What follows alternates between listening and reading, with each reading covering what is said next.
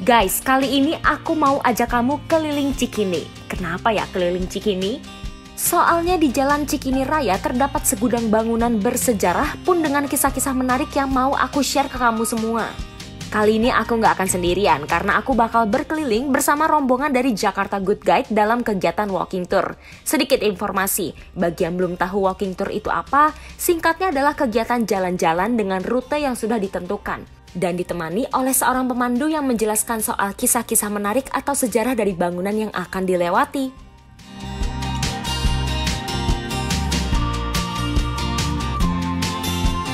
Yuk kita mulai dari ujung Jalan Cikini Raya, yakni kantor pos Indonesia. Tahu nggak, kantor pos ini adalah kantor pos yang buka 24 jam pertama di Indonesia sejak tahun 2014.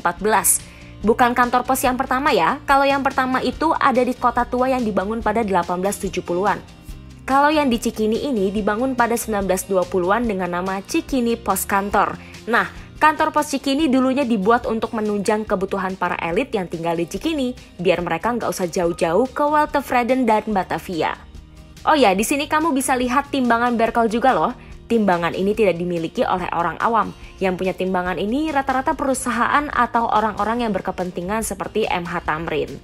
Kalau kamu ada kebutuhan pengiriman tengah malam, mendesak, mendadak, kamu bisa banget nih ke layanan kantor pos 24 jam kayak gini.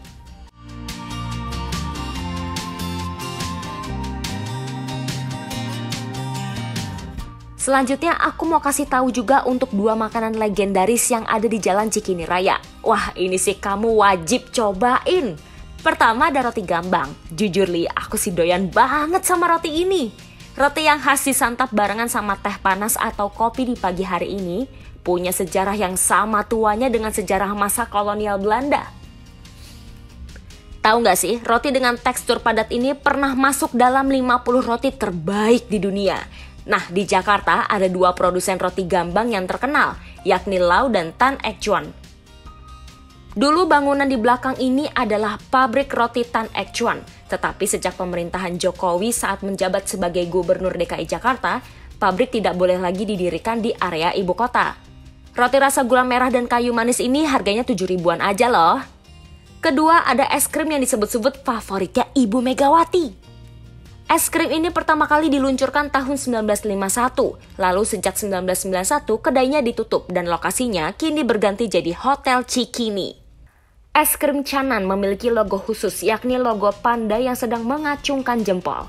Rasa kopior dan durian menjadi favorit pelanggan sejak dahulu, termasuk keluarga Bung Karno dan keluarga Cendana. Harga per cupnya 15 ribuan guys. Jadi ada trik cara makan es krimnya, antara sendok sama es krim itu dijilat dulu biar dia tuh jadi agak cair dan kita bisa nyendok. Oke, sudah semuanya? Oh, lagi ini dulu boleh? Ya, jadi lebih gampang guys. Ini aku punya rasa kopi loh. Teksturnya lebih kental gitu, terus rasanya juga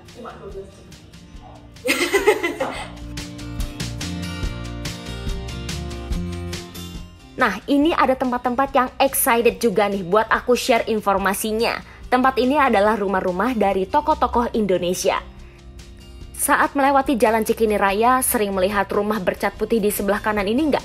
Rumah ini ternyata milik Mas Agus Nur Muhammad Hashimning atau akrab dipanggil Hashim Ning. Untuk diketahui, beliau adalah keponakannya Bung Hatta, wakil presiden RI pertama yang sukses menjadi pengusaha mobil hingga dijuluki Raja Mobil Indonesia. Nah, ternyata rumah ini juga jadi tempat syuting film catatan si Boy loh. Ada yang pernah nonton filmnya nggak nih? Rumahnya megah dan elegan ya.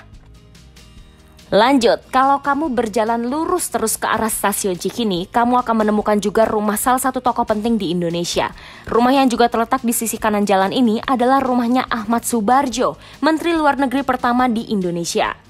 Kala ditunjuk menjadi Menlu, Soebardjo disebut harus menghadapi kondisi serba terbatas, tidak ada kantor, pegawai, dan alat-alat. Rumah pribadinya ini akhirnya ia sulap menjadi kantor pertama Kementerian Luar Negeri dan merekrut 10 orang sebagai pegawainya. Selanjutnya, ada rumah seorang pelukis ternama Indonesia, Raden Saleh. Rumah ini mulai dikenal oleh publik setelah muncul di film Mencuri Raden Saleh, yang dijadikan sebagai rumah dari salah satu karakter di film itu yang bernama Vela. Megah banget ya rumahnya. Nah, tahu nggak sih kalau dulu tuh Raden Saleh punya kebun binatang di rumahnya? Posisi rumah Raden Saleh sekarang kan di kompleks RSPGI Cikini. Nah, dari rumah Raden Saleh terus ke depannya ada RSPGI Cikini, terus ke depannya lagi sampai Taman Ismail Marzuki. Itu dulunya ya satu area rumah Raden Saleh. Halaman seluas itulah yang dijadikannya sebagai tempat hewan-hewan koleksi pribadinya Raden Saleh. Bahkan akhirnya taman itu dibuka untuk umum loh. Jadi warga setempat bisa melihat koleksi-koleksi binatang Raden Saleh.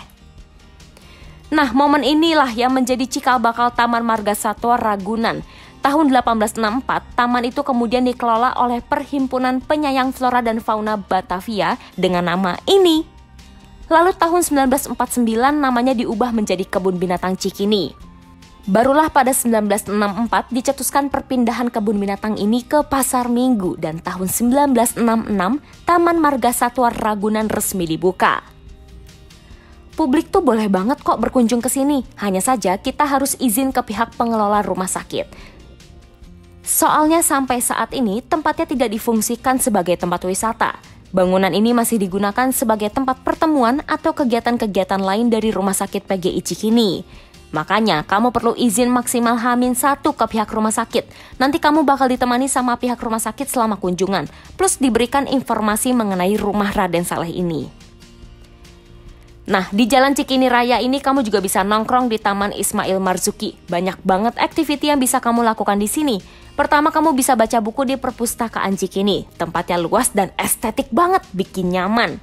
Selain itu, kamu juga bisa ke planetarium untuk eksplor bintang dan benda langit lainnya. Kamu juga bisa nih cek-cek Instagramnya Taman Ismail Marzuki untuk tahu kalau ada event menarik kayak pameran atau pertunjukan di teaternya. Seru banget ya?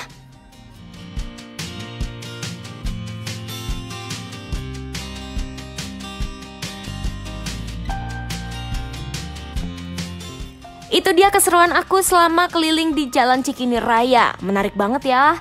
Next mau bahas daerah mana lagi nih? Komen yuk!